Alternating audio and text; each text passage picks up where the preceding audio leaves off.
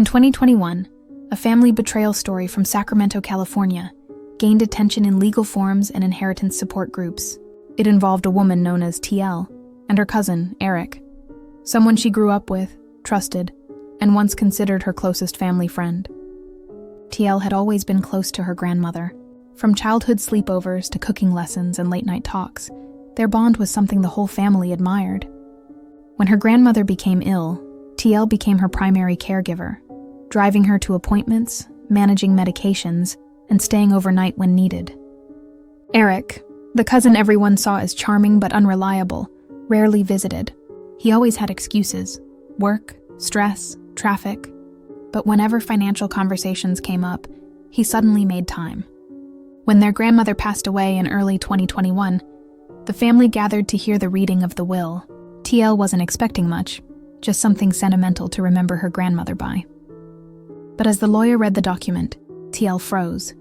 Her grandmother's house, a small 2-bedroom home worth nearly $400,000, was left entirely to Eric. Confused and shaking, she asked to see the paperwork. There it was, her grandmother's signature, dated only weeks before she died. A signature that looked different, shaky, misaligned, almost forced.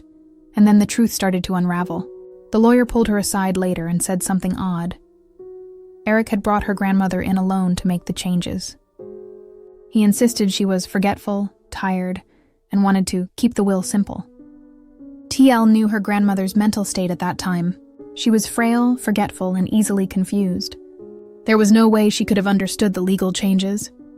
Suspicion turned into a quiet investigation. Bank cameras were checked. Phone records were reviewed.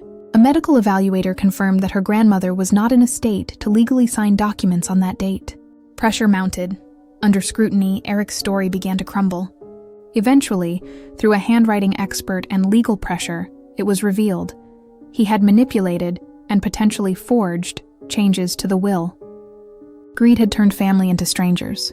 The legal battle lasted almost a year. Court hearings, paperwork, sleepless nights, and thousands in attorney fees. In the end, the judge overturned the fraudulent will. The property was returned to the estate to be divided fairly, but the emotional damage remained. The family split into two sides, those defending Eric and those horrified by his actions.